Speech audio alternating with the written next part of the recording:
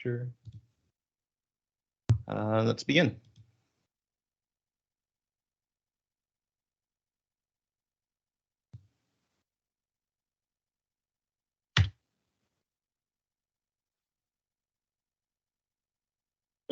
Oh, excuse me. All right. Lists. Okay, lists are similar in functionality to lists in Python.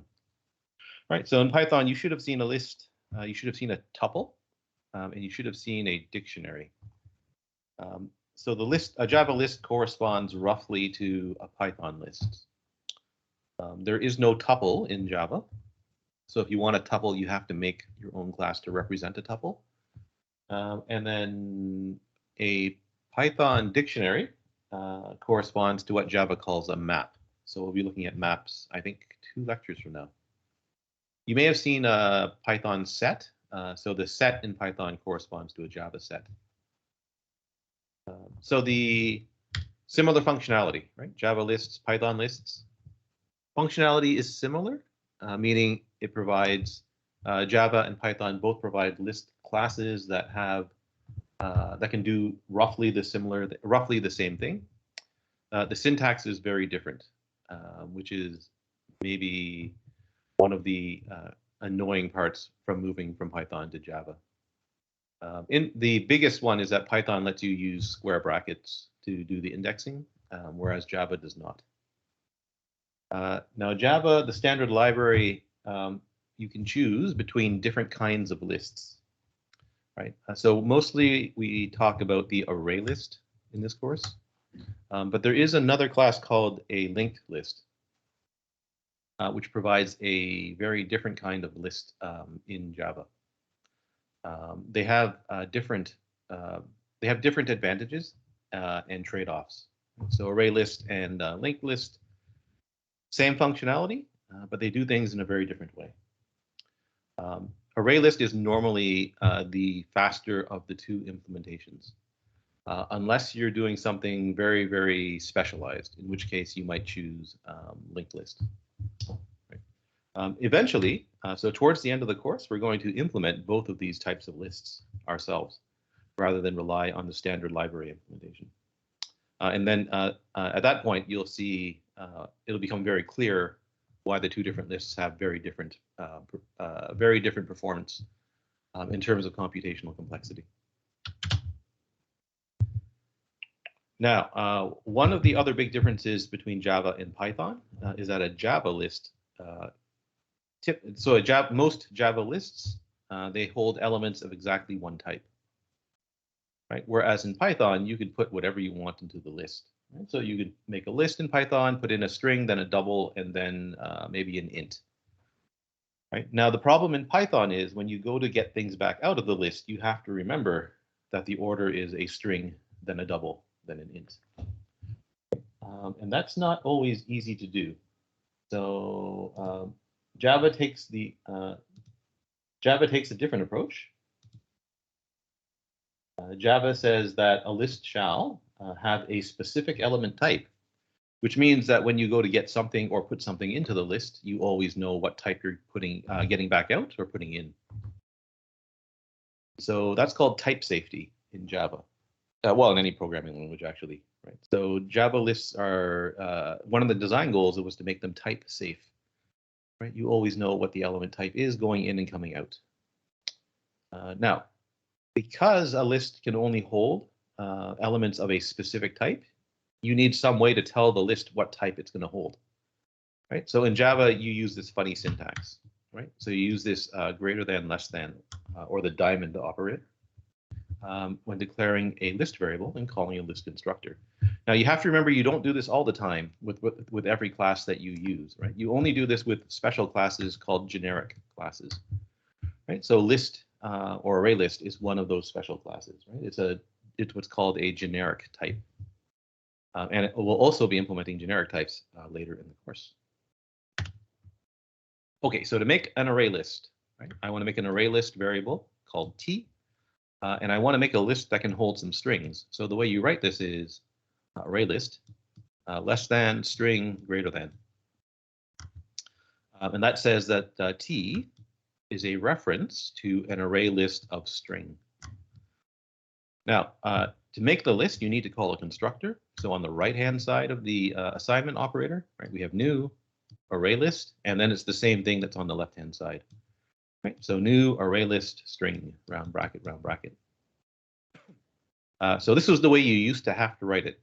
But after Java 7, which was like 10 versions of the language ago, they removed the requirement to include the type on the right-hand side.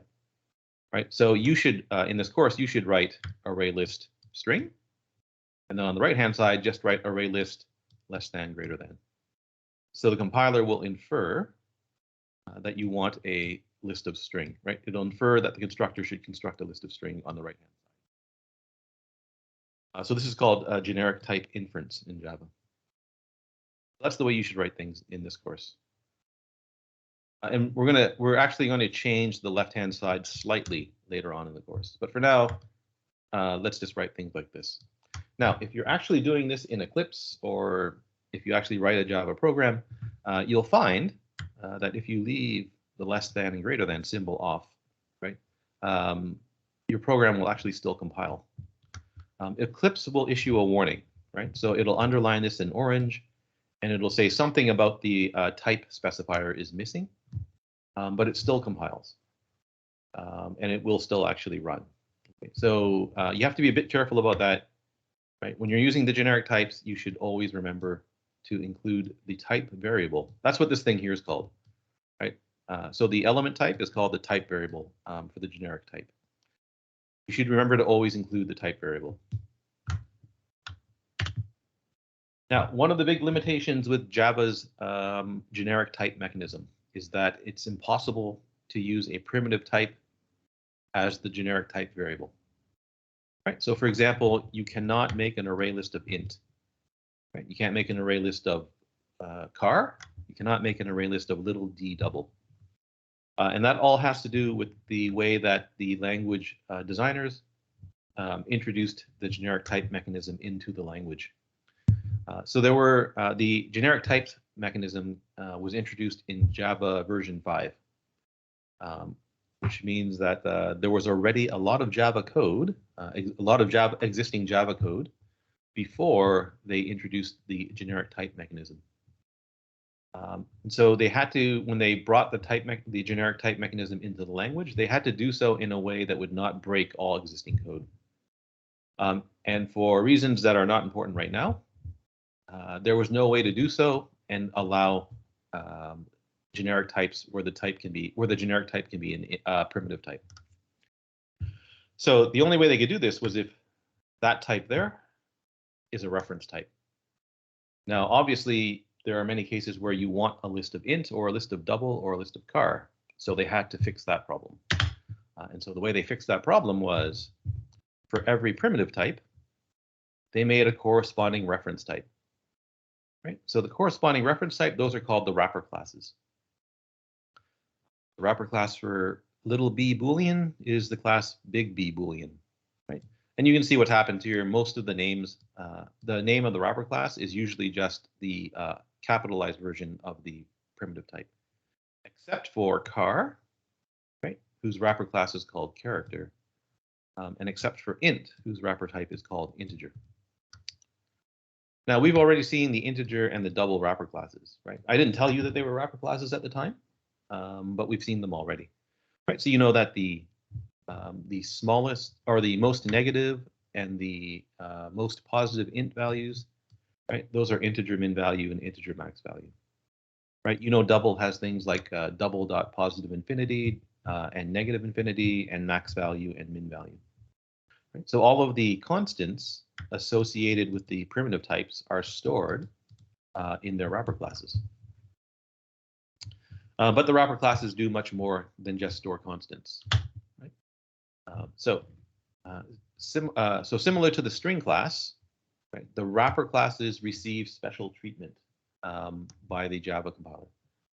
What is the difference between an array and array list, or are they the same? No, so an array is very different than an array list. So remember, in Java, an array has a fixed size, right? So you create an array and you can't change its size. But that's not true in Python, right? So with a Python list, right, you can make an empty list and then you can start throwing stuff into the list. right? I can add stuff into the list. I don't have to do anything special, right? I just have to call some method or use some sort of syntax to add stuff to the list, right? I can take things out. I can remove elements from the list, right? And again, you don't have to do anything special. You just call the appropriate method or function.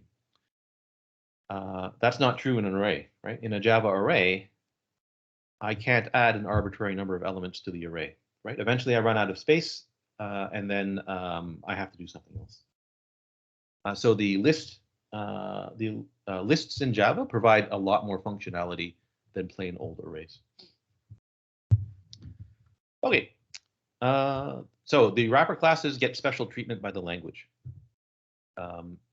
In particular, the compiler will try to convert between a primitive value and its corresponding reference and its corresponding wrapper class value. Right. So, for example, I have the int I here, right? And I set its value to 1, so that's fine, right? We know how to do that.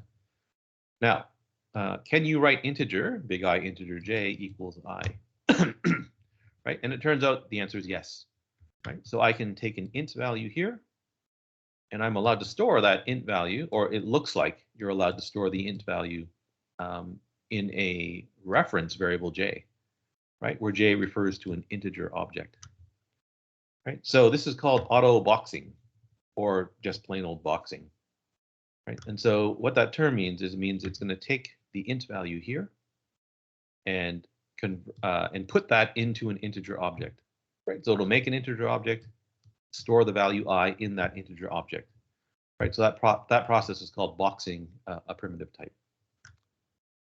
And so once you store the primitive value into a integer object, well, then I can store a reference to that integer object into J. Now you can do the opposite, right? So if I have an int variable k, right, can I assign a reference to an integer object to the value k? The answer is yes, right? And so what happens is the compiler looks at the compiler. Well, somebody looks at the integer object j, right? It extracts the int value that belongs to this integer object, and then stores that int value back into k, right? So that's called auto unboxing, or just unboxing, right? Taking the primitive value out of the wrapper type. So this all happens seamlessly. Like, so the programmer doesn't have to do anything special to make this happen, right? So this all happens automatically. So if you want a list of a primitive type element, then you have to make a list using its wrapper type. Right? So if I want an array list of int, I make an array list of big I integer. If I want a list of double, I make a list of big D double. Right? And if I want a list of car, I make a list of big C character. Now, when you put things or take things out of the list,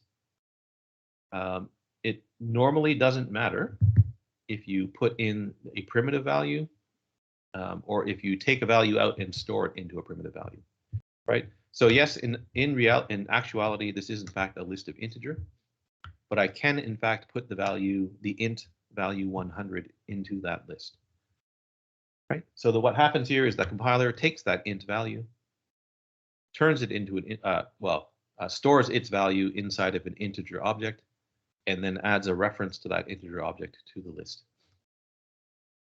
So the compiler auto boxes the value 100 to an integer object. Want to get something out of the list, you use the method called get, right? So that's going to return an element of that list T, right? Now, what are the elements in T? Well, they're big I integer objects. So get returns a reference to a big I integer object. Now, can you store that integer object into an int value? Well, yes, but the compiler takes the int value out of that object, and then stores the int value in first. Right? So the compiler auto unboxes the element and gives you back the int value. Right? And this all happens silently. Right? So again, the programmer doesn't have to do anything special. We'll look at the add and the get methods in more detail shortly. Now, there's one situation where this does not work. pull up a web browser and show you why this doesn't work.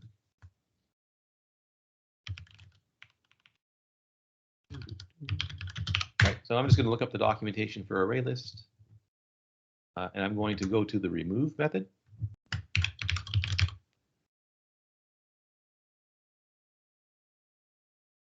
Here we go. Sorry, let me turn that off. Okay, so there's a method called remove that will remove an element from the list. Right now, there's two versions of remove. There's the first version here, and there's a second version here. Are wrapper classes generic types? No, wrapper classes are not generic. Let's pull up the documentation for that. That's a good question. Java 8 big I. All right. So when you look at the documentation for the integer class, there's no less than greater than sign here, right? So there's no generic type here. So that's how you can tell that it's not a generic type. Right? If you scroll, right? Yeah. So that's the way you can tell. If you have a when you have a generic type, it'll always look something like this, right? So here you can see there's a generic type called comparable, and it has some type parameter here, right? So the generic types you can always tell because they've always got that and that. List has two remove methods. So there's one that takes in an int value, right? And then there's a second version that takes in a big O object, right? So there's two versions of remove. Okay, so here's my list of integer, right? I've got a list of integer here, right? On this line here, I'm going to write something where I add a whole bunch of elements to t, right? So maybe there's some loop and I add the values 1 through a million to the list. Right? And now I want to remove the element whose value is 100 from the list. I want to remove the 100 from the list, right? And so the natural way to write that is like that. I'm going to remove 100 from the list, but that's not what happens. Right? So what actually happens is it removes the element at index 100. Right, now let's look at why that happens. So when you write t dot remove 100, right? So the compiler looks at the 100 and says that's an int, right? So it says, well, okay, so I want to call a remove method that takes in an int, and so it finds this method here. So there's the remove method that takes in an int, right? And what does this method do? It removes the element at the specified position in the list. So in other words, it removes the 100th element from the list, right? The element at position one. Sorry, it actually removes the 101st element from the list, right? It removes the element at the specified position. The version of the method that you want to call is you want to call this version. So I want to remove. Oops, sorry. I want to remove some object from the list, right? In particular, I want to remove the integer object whose value is 100. So if you want to do that, then you actually need an integer object in this case, right? I need a reference to an integer object. So one way to do that is to write integer dot value of 100. Right? And if you go to the integer documentation,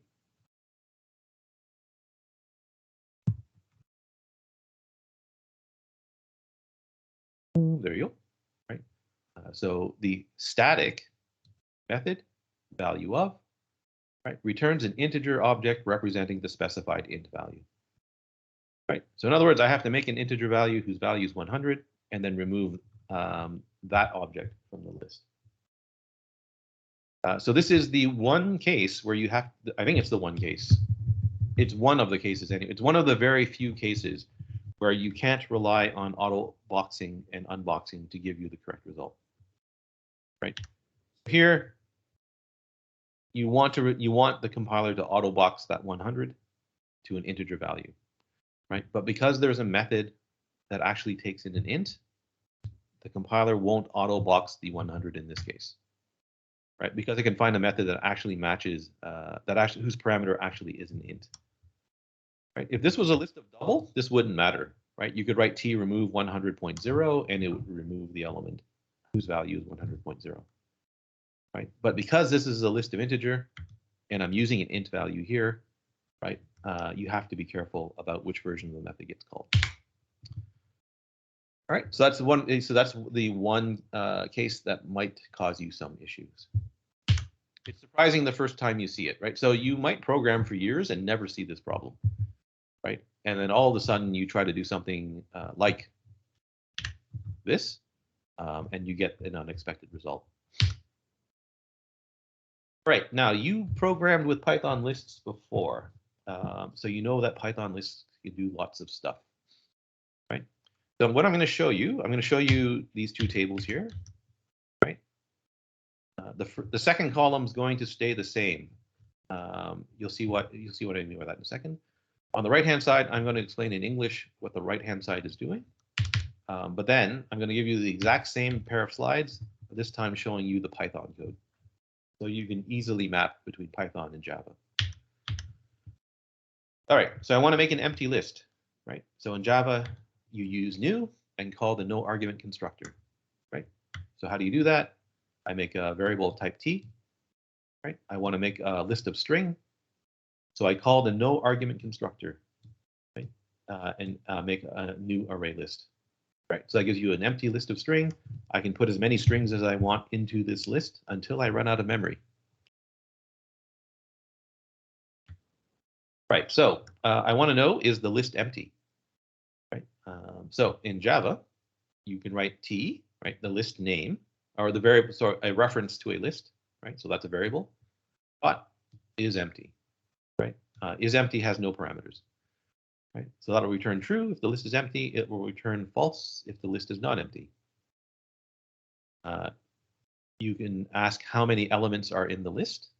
Right? So that's the size method. So t.size, again, no arguments, tells you how many elements are currently stored in the list. Right, now this is a little annoying because in Python, you use the function len, right, length. And in Java, you want the number of elements in the list, then you use the field length, right? And if you want the size of a string, you use the method length. Right, but now when you use lists, you use the method size. Right, so why they didn't call this length, I don't know, but that's the name they went with. To append something to the end of the list, right? So you use the method add. So if I start with the empty list t and I add the string hello, right? And the first element in the list is the string hello, right? The size of the list is 1. Is empty will be false, right? If I add another string to the list, right? So suppose I add the string goodbye, then the list will be the list hello, then goodbye, right? Its size will be 2, right? So add always adds to the end of the list.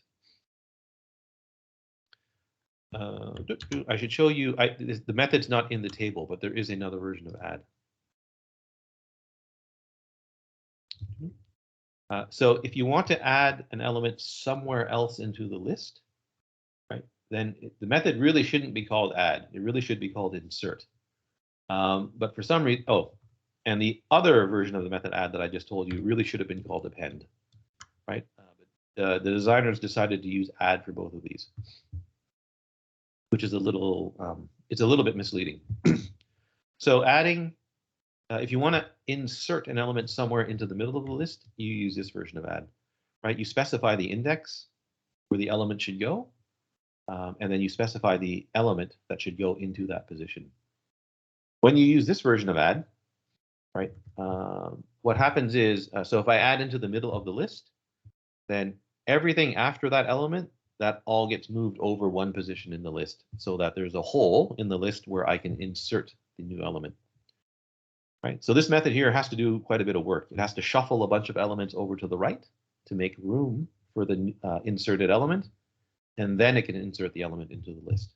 Right, so it does not overwrite the existing element at the list in that position.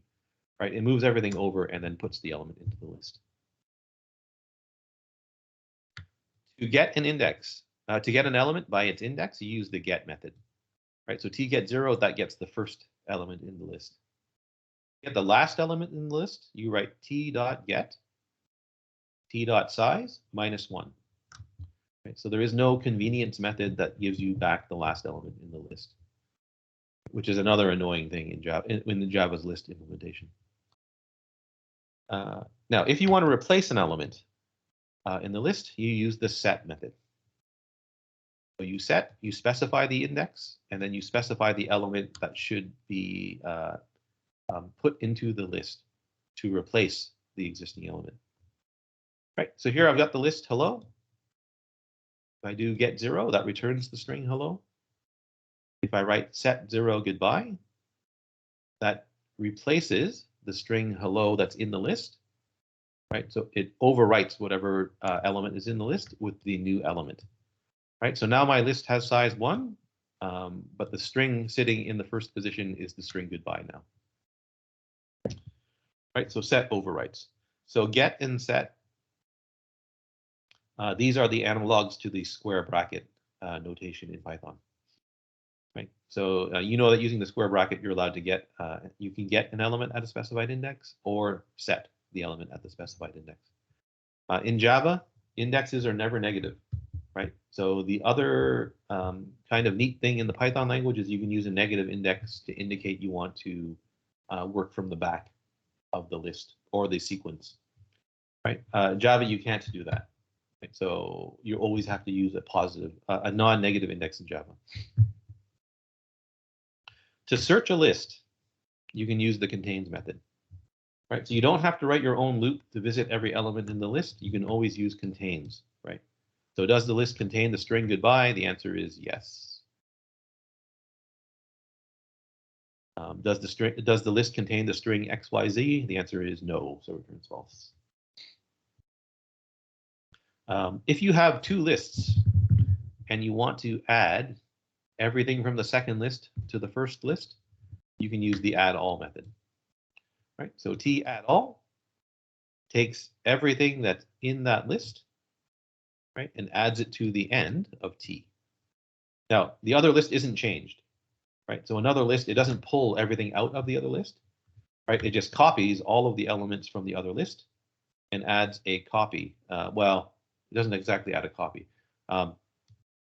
It takes all of the references from the other list and copies each reference into the list T, right? Into the end of the list T, right? And leaves that list unchanged. We looked at remove already, so there's 2 versions of remove. Right, you can remove by index or you can remove by element. Right? So the second version will loop over the list T, and it will look for the first element equal to that inside the list. In other words, it loops over the list, getting each element from the list, and it does elem dot equals the element from the list. Right, the first time that equals comparison returns true, it removes that element from the list. Can you add a list of integers to a list? No, type safety again, right? They have to be the same type. Right? So you cannot have a list of string and then a list of int or integer, and then add the integers to the list of string. Right? If you want to do something like that, there is a way to do this in Java, right? So if you want to be able to put multiple types into a list, then the way you do that in Java is you make a list of big O object. So the type big O object in Java, you can store any reference type.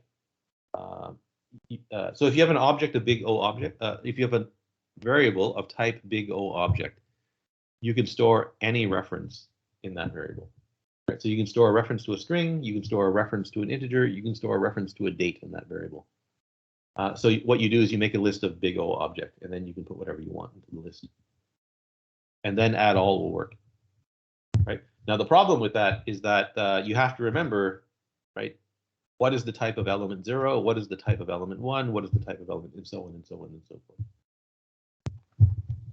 forth. To most Java programmers, that looks really awful, right? But to a lot of Python programmers, that looks really appealing. So it's one of the big differences between the 2 languages. Sublist. So in Python, you can slice a list. Right? Now, the Python slice actually returns a new list, right? So if I have a list of elements and I get the slice corresponding to the back half of the list, right? Then you actually get back a new list containing the elements in the back half of the original list. Rowan, I'll answer your question in just a second. So that's how you get a sublist in Python. Now, in Java, you can get a sublist, but it does something that's a little bit different. So in Java, you can get a sublist of another list, right? So I can ask for the sublist starting at that index of U, right? And stopping at this index -1 in U, right? So you have to remember that's -1. So this is the same as the Python slice, right? So when you slice using 2 indexes in Python, the slice does not include that element, right? The element at that index. So it's the same thing for Java. Sublist does not contain the element at this index. The Java sublist method does not give you back a new list. It gives you back what's called a view of the original list, right? What that means is if you modify the sublist, oh, sorry, wait, I screwed this up. I'm sorry. T sublist start stop means give me back the sublist of T starting at this index and stopping at the element before this index, right? So it gives you back the sublist of T, right? And then I'm going to store that sublist. I'm going to store a reference to that sublist in U. Okay. Now, if I use U to change the sublist, right? So suppose I set an element of the sublist, then T also changes, right? The original list changes. So U, in this case, really is a sublist of T, right? In other words, U points to a bunch of stuff in T. Changing U also changes T. So if I remove an element from U, right, that removes the corresponding element in T. So, the sublist in Java works a little bit differently than the sublist in Python, right? Than a slice in Python. If you want to make a new copy of a list, then all you do is call the copy constructor. Right. So if I want to make an independent copy of the list T, right, I call the copy constructor and I pass in T. Right. That gives you back a new list. All the elements of T, all the elements of U are equal to the elements of T. That gives you an independent copy. Okay. Now, how do you do these things in Python? Right. So in Python, you make the empty list like that. Python, if you want to know if the list is empty, you just write if T. Oh, wait, sorry, Rowan had a question. Do you have to declare a variable when calling remove? No. You do not. And actually, I think one of these is screwed up. Thank you for finding that. I forgot about that. Remove. One of my examples is wrong. The second version is wrong. The second version returns a Boolean. Okay.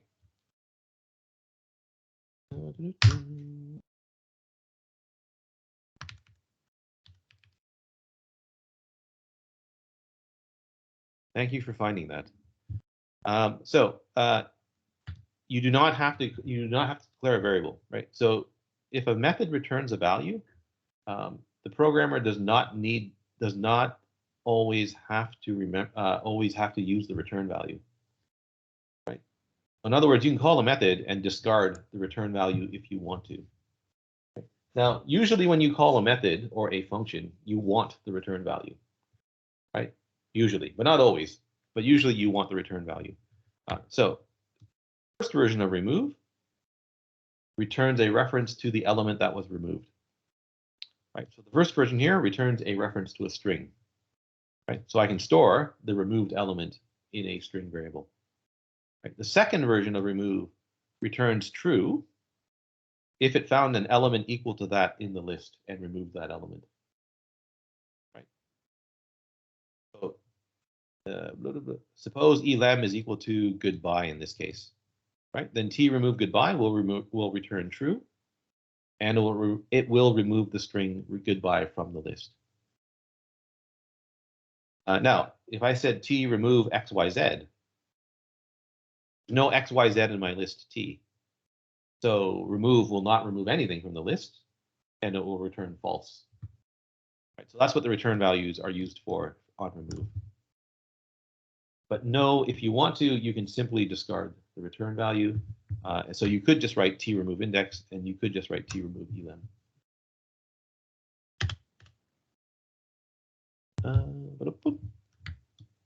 This is kind of nice in Python, right? In Python, if you want to know if a list or a string or any sequence is empty, you just write if T, right? Can't do that in Java, right? In Java, you always have to call a method to determine whether or not. So you have to return a method that returns true or false if you want to use it as a condition. Length of a list in Python is len, right? In Java, it's .size.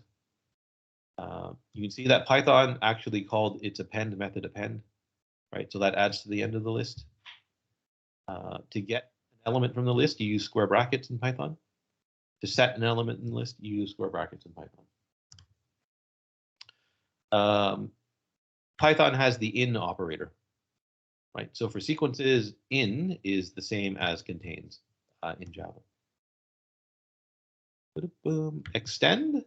You may or may not have seen this method in your extend is the equivalent of add all in Java. Remove.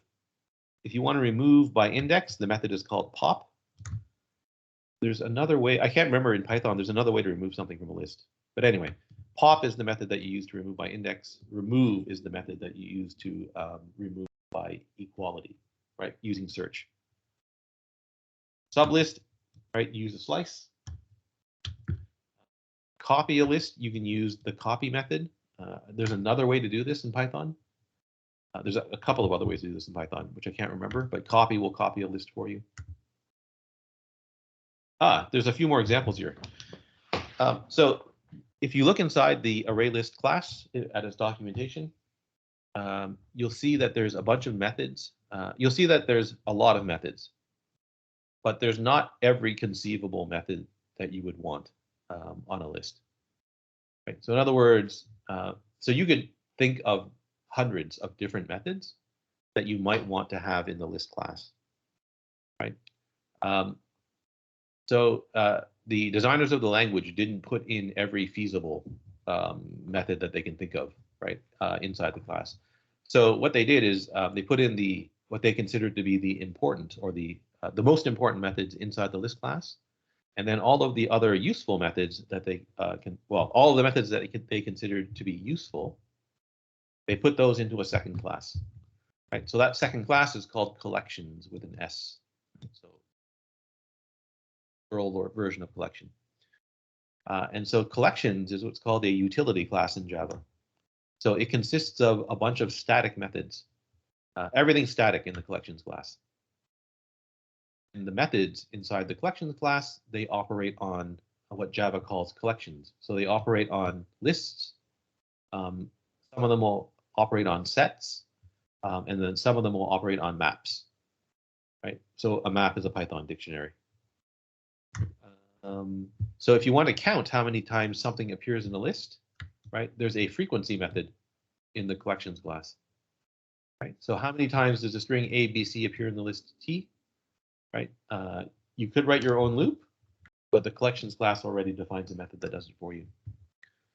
If you want to reverse a list, again, you could write your own loop. Right? So I showed you how to reverse an array.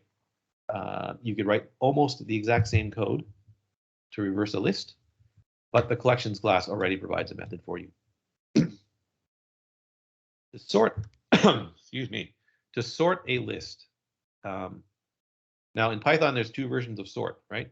So there's a method that belongs to the list class in Python, t.sort. But there's also a sort function in Python, right? So sort t, right? Those two things do very different things in Python, right? So t.sort takes the list t, sorts the elements of t, right? Right, sort, and then t, right? The function sort, that returns a new list in Python. right? A new list in Python that contains the sorted elements of T. If you want to sort the list in place, you can use collections.sort, or you can write this. So in Java 8, I think, they added a sort method to the list class, to the array list class, right? Now that sort method actually takes in an object of some kind. We'll look at what that object is later on in the course. But for now, if you pass in the value null, meaning, so null in Java means no object, right? Same thing as nil, I think, in Python. I haven't programmed in Python in a little while though, so I can't remember. But null means no object in Java. So if you pass in no object to the sort method, then the sort method here will try to use the compare to method belonging to the element type that's in the list, right? So if you have a, if T is a list of string, then when you say T sort null, it will try to sort, it will sort the list, sorting the strings in alphabetic order. Now, if you pass in a different object here, you can control how it sorts, right? So suppose I wanted to sort a list of string by the length of the string, right? Then you can pass in an object here that knows how to compare two strings by their length. So that's what that object is used for. I should show you. Let me, sorry. Let me update this slide because to show you how to do what happens if you do this in Python. So if you do that in Python, you get a new list, right? So you get a new list that's equal to the sorted elements of T, and T is unchanged. To do this in Python, in Java, you need to make a new list and then sort the new list, right? So I do this. I copy the list, and then I sort the copy. Right?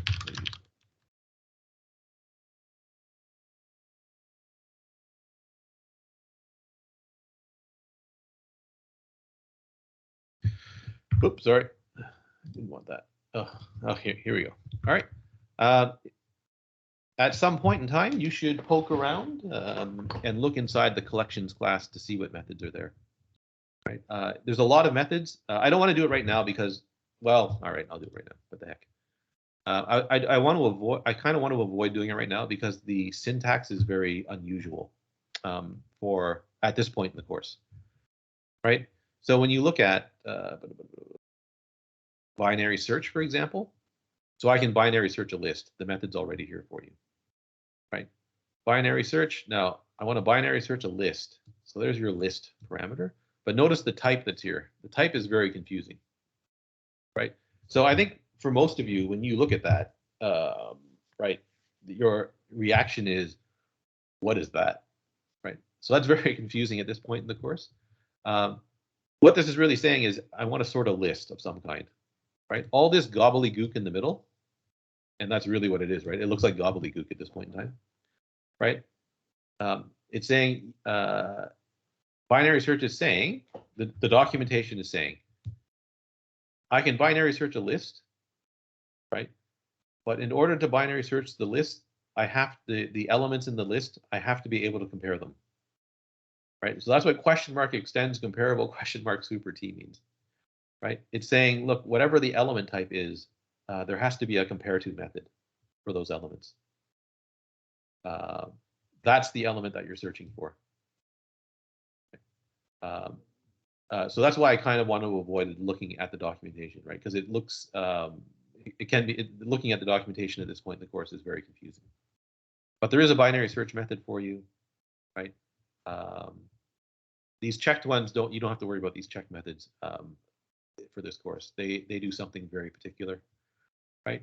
You can copy a list into another list, right? So I can copy that list into that list, right? If you want to, you can get an empty list that you can never change, right? So that gives you an empty list that's immutable, useful in some specific instances, but not particularly useful for us, right?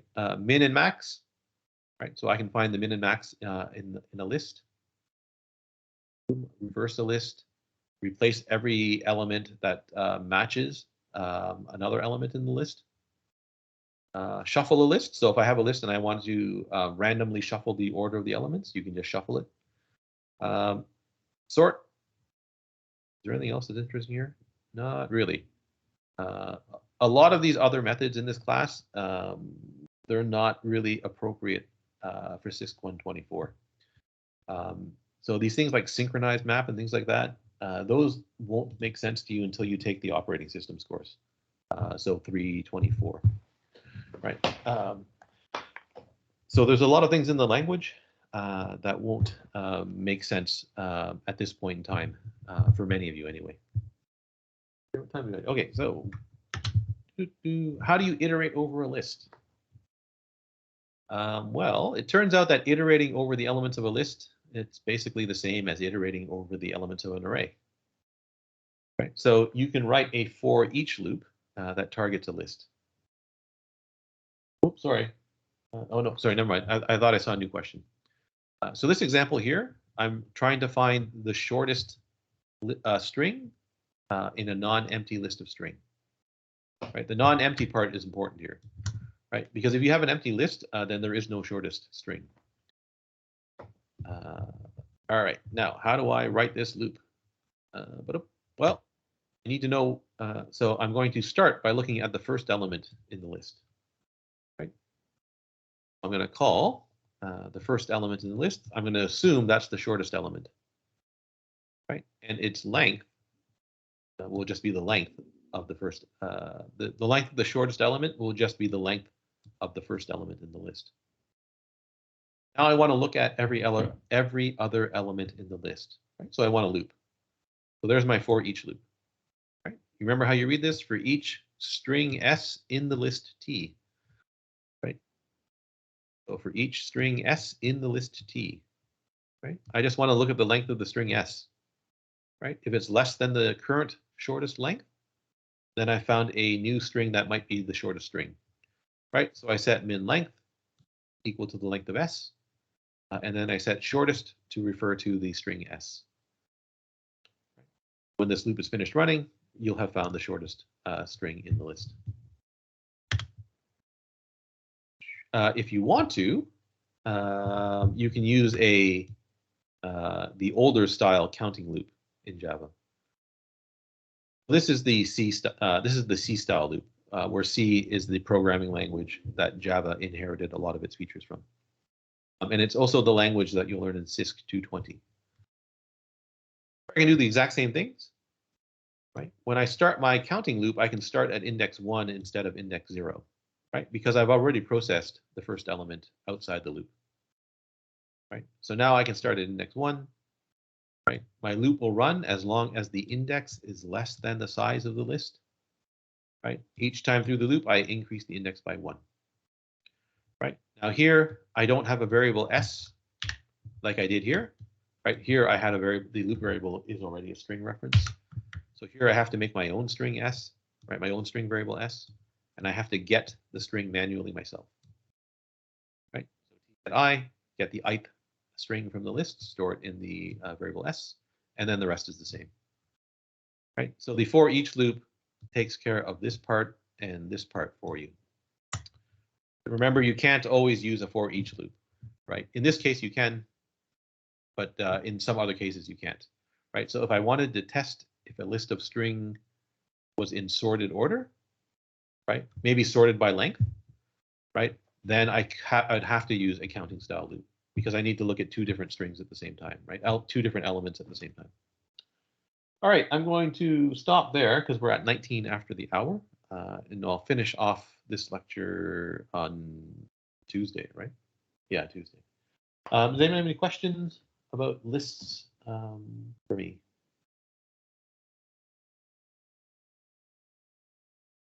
I think for most of you, these two tables will be extremely useful, right? So if you can synthesize an algorithm in Python, then using these two tables here will more or less let you translate the Python back into Java. All right.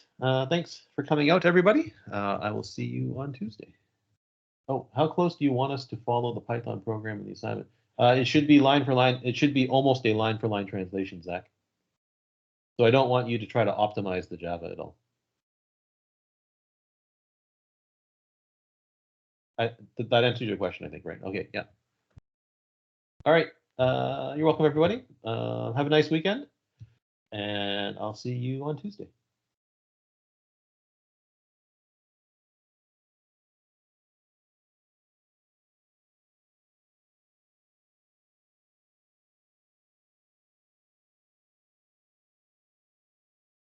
Daniel, do you need to add different comments? No. So Daniel, at the very bottom of the assignment, it says, don't worry about comments because you're going to be doing lots of commenting in another assignment.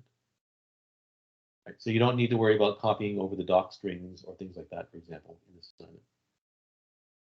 Right. I'm going to, probably next week sometime, I'm going to show you how to write proper Java documentation. Okay.